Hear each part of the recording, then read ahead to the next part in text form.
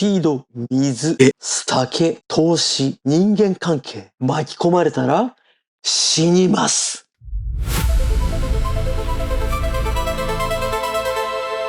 事件に事故、巻き込まれたら終わり。そういった悲劇は実際に起こってしまうものです。自分は大丈夫か？いや、大丈夫だろう。さて、本当にそうでしょうか？脅すわけではありません。しかし、自分で何が本当に危険なのか知りたくはないですか？ AI インド先生術。今回あなたはどんな場所、場面で危険と出会ってしまうのか、そしてジョン・レノンの悲劇はなぜ起こってしまったのか、インド先生術の視点からその構造を説明します。そしてあなたの危険の構造もわかるのです。それではアニメ本編をお楽しみください。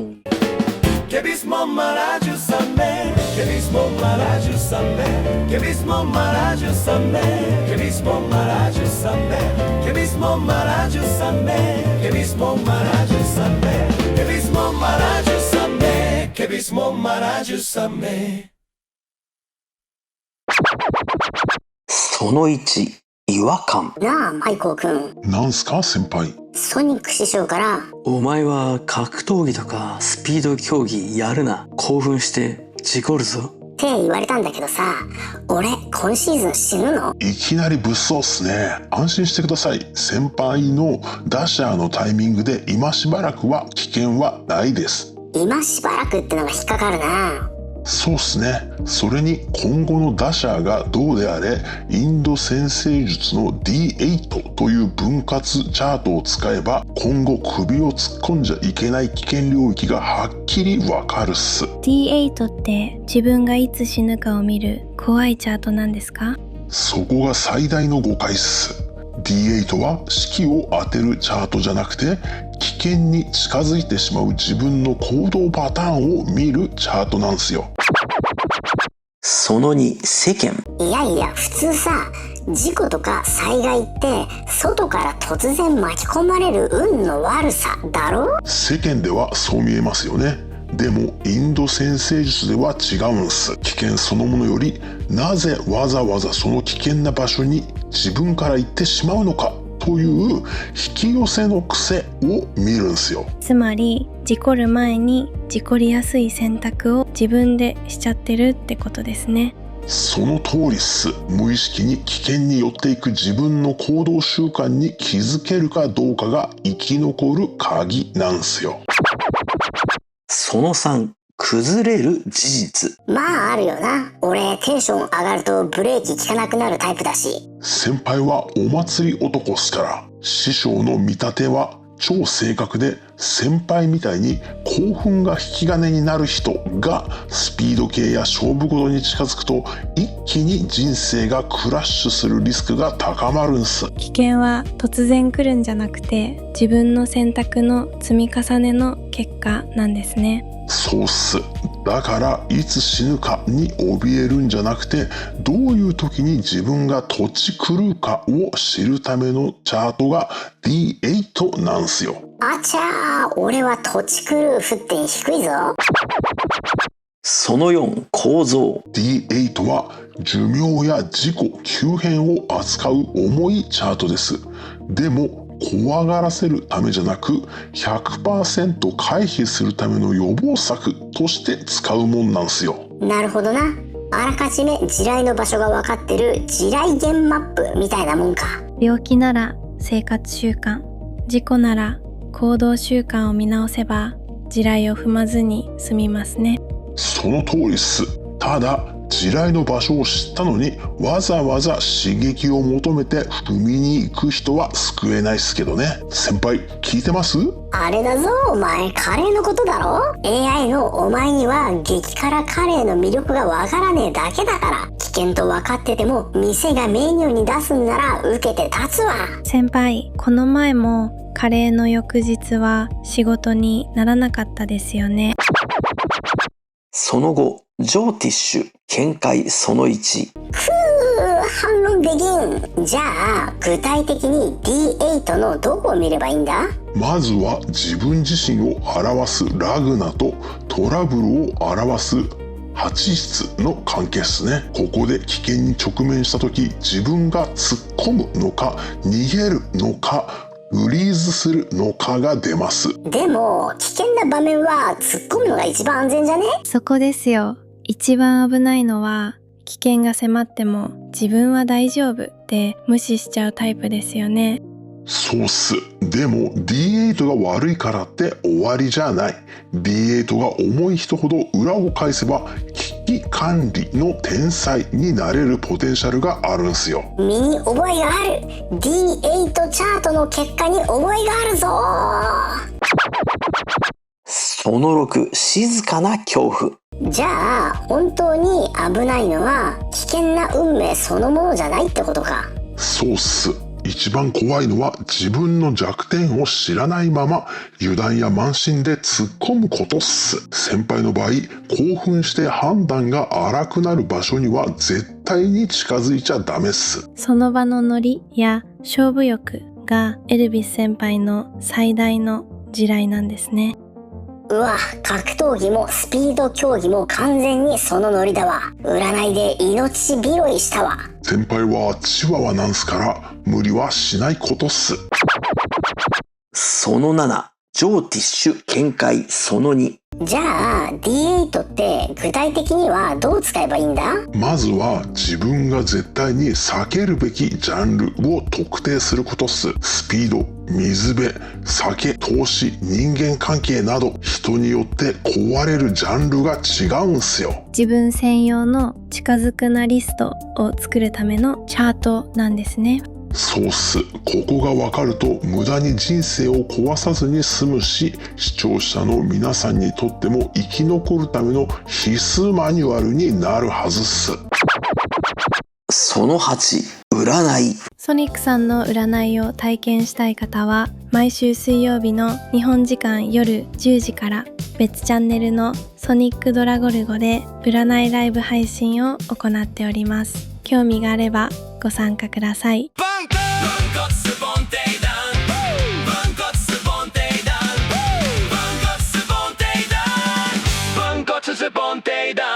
おう、リノちゃん、今日は何持ってきた？今回は占星術の D8 を中心にジョン・レノンの危険引き寄せランク査定をお願いします。危険引き寄せ？あんなカリスマ鑑定するまでもなくぶっちぎりのランク S だろ。でも気になるから専門家呼んでくるわ。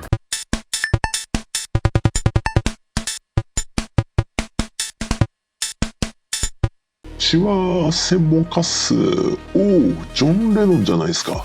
これは複数のヤバい要素が重なりまくってるんですよね。そうだろうな。ってことは危険引き寄せは S ランク確定なのか？結論から言うと S ですが、なぜそうなったのか D1 と D8 のチャートで解説するっす。おう、頼むわ。まず D8 ですが、ジョン・レノンの D8 は魚座ラグナなんすよ。魚座か。確か本人の基本性質を表す D1 も魚座ラグナだったよな。そうっす。本人の基本構造と危険が発生する場所の性質が完全に一致してるんす。それだと何が起きるんだ？魚座は境界線を溶かす星座。愛や理想で世界に心を開くラブ&ピースだな。そうっす。でもこれが危険を回避するときは人を拒む力が極端に弱くなるという弱点になります。ああ、来るものを拒まずが裏目に出ちゃうってことか。危険は遠くから来るんじゃなく、近づいてくる人間を止められない形で入ってきます。じゃあ具体的に D8 のどこが一番危ないんだ？一番エグいのは D8 の4室っす。4室の双子座に月、冥王星、キロンが集中してるっす。4室って占星術では家とかプライベートな場所だよな。そうっす。自宅や帰宅時など安心できる場所の深い傷を示している配置なんですよ。うわ、自宅が安全基地にならないのか。しかも双子座ってのが気になるな。双子座は会話、サイン、短い接触を意味します。つまり玄関先での一言やサイン対応です。怖いな。普通ならファンサービスだし、ただの優しさだろ？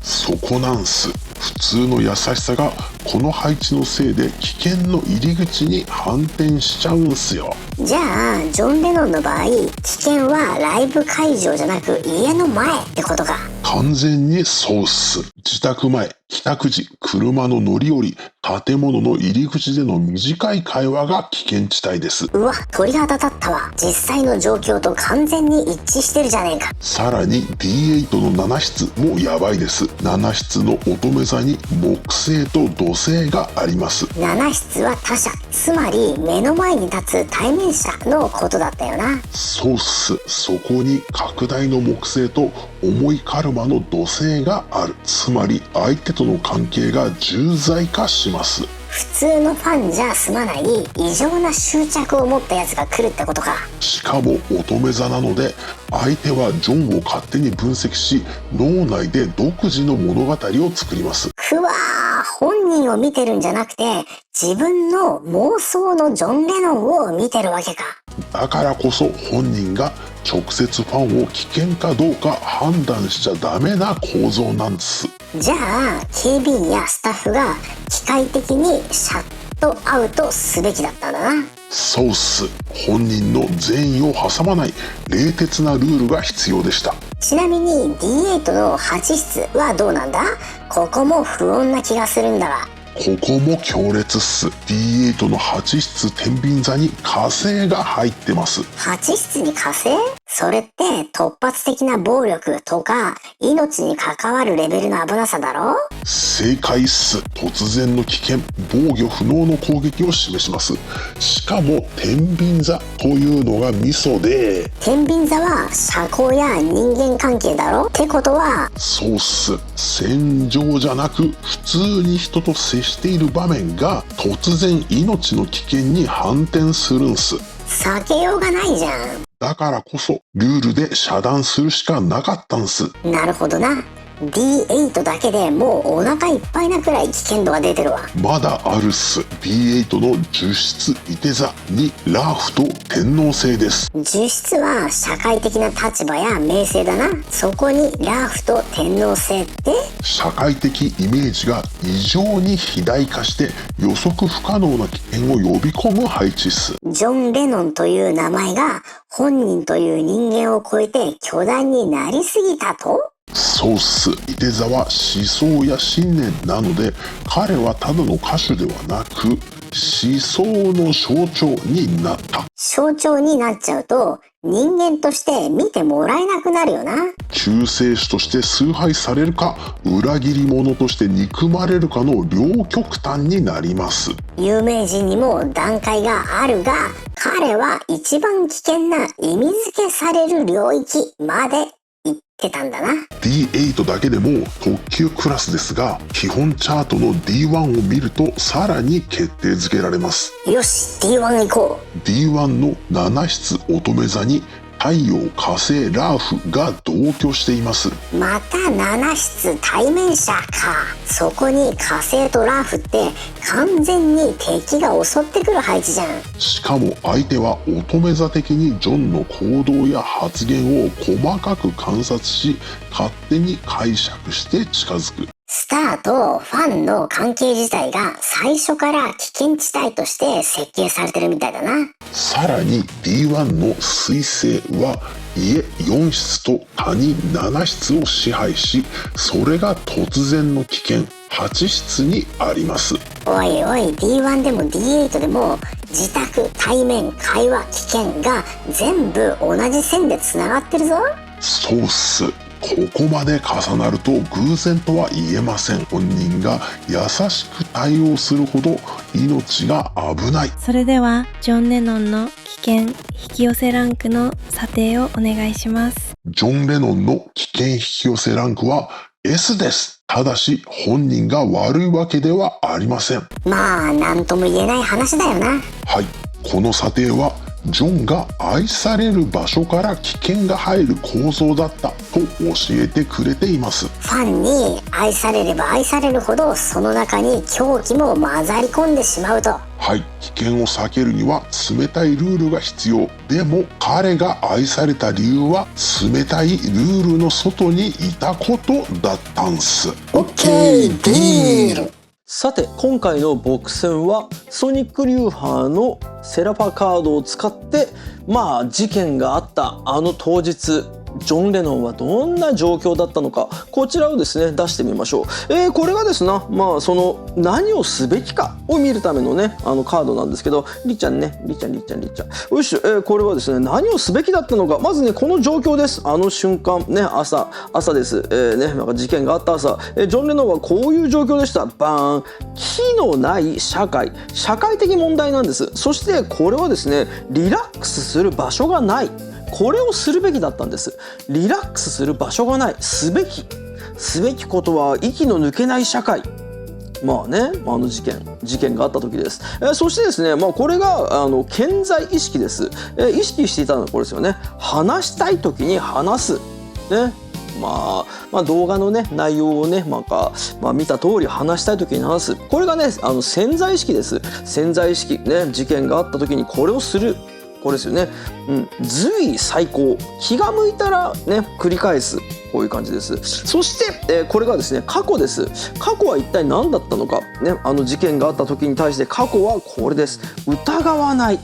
そして未来は何だったのか。未来はこちらですね。やめない。もうなんでしょうね。なんかこうどうにも逃げ場がないですね。アニメーション部分のね、分割図鑑定団の結果を踏まえて、皆さんもどういう展開か察してほしいところです。そしてですねこれがですね過去のカルマです。事件が起きてしまったわけですけれども、過去のカルマはこれでした。バーン。読まない準備。これはですね過去に経験したことをですね学ばないってことですね。読まない準備があった、これがカルマです。そして未来です。未来のカルマ、未来も何もこうなりましたというところです。笑えない環境。じゃああの瞬間もうジョン・レノンはですねどうすればよかったのか。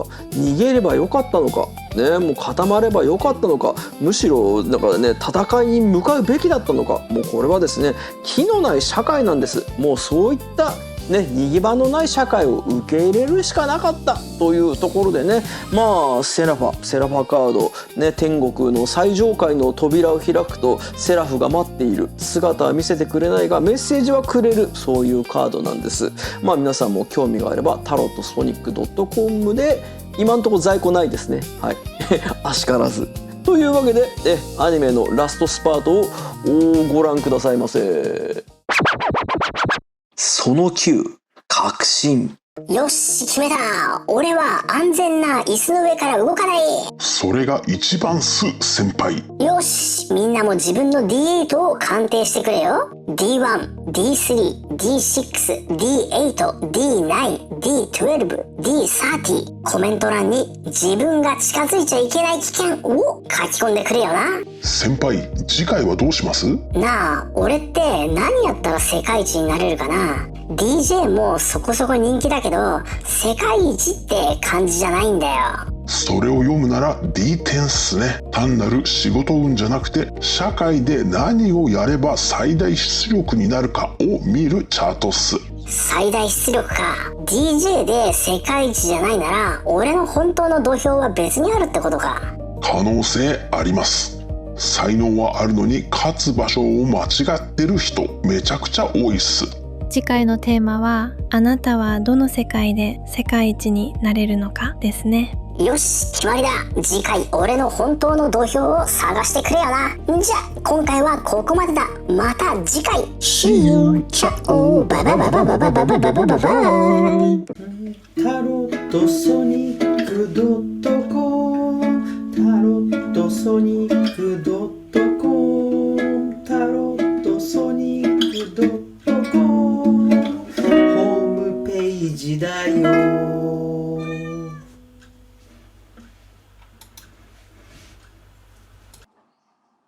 や、それでさ、ジョン・レノンのチャートを見てて思ったんだけど、あれこのチャートって、あれだよな、ミュージシャンじゃなかったら、なんだ、不良グループのリーダーというか、反政府のなんかリーダーとかやっちゃいそうな、そんな感じ。また次回、なんかそのうちやります。